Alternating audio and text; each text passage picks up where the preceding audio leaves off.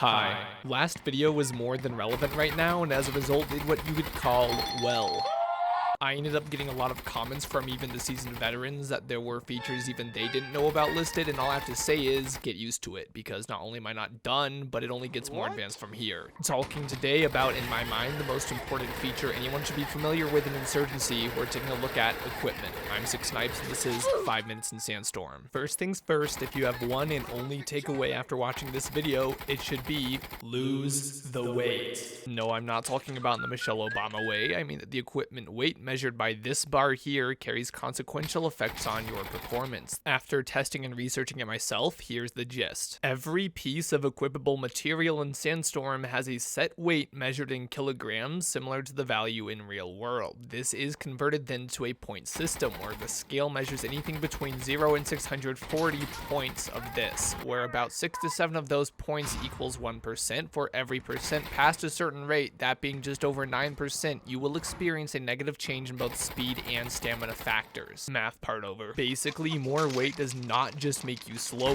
Lower stamina means that you hit full exhaustion quicker, heavy breathing, blurred vision, and worst of all, slower ADS, and not just immediately after sprinting. The speed part will also make movement far more cumbersome by difficulty changing direction and controlling momentum, as well as a shorter sliding, jumping distance, and vaults being slow as hell. Read, you will not be as effective without this mobility. You will not be fast enough to make many pushes and flanks, and your controls will be too sluggish to react to many threats. For this reason, it is more important than most realize to cut down on pounds. Try this. Number 1, replace your McDonald's french fries with apple. Wait a minute. Carriers and armor are good. Heavy carriers and heavy armor are situational at best. If you know you're defending a site and won't be sprinting around too much, and also just want 3 grenades, or else you're a demo man and want more explosive shells and rockets, use it. If you want magazines, don't. It's not worth the price plus the weight, and easily the majority of times you won't live long enough to use 7 mags anyways. If you want to stop more bullets with heavy armor,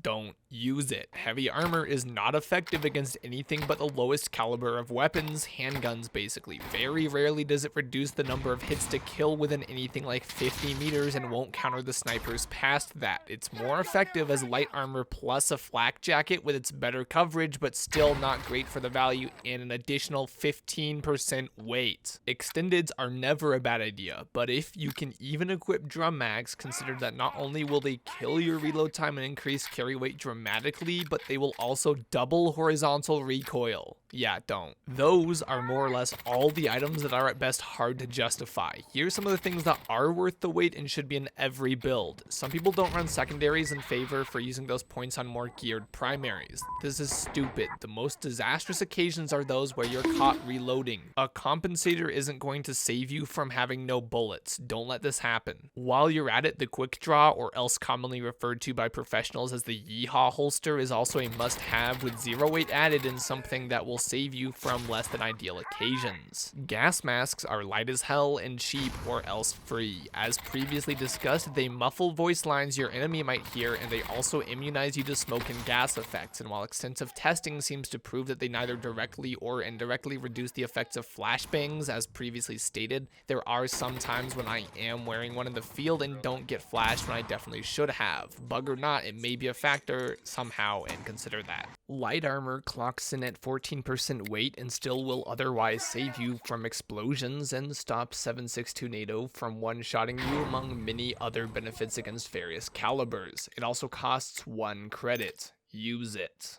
Grenades are very effective. If you don't like the added weight, just throw them at someone.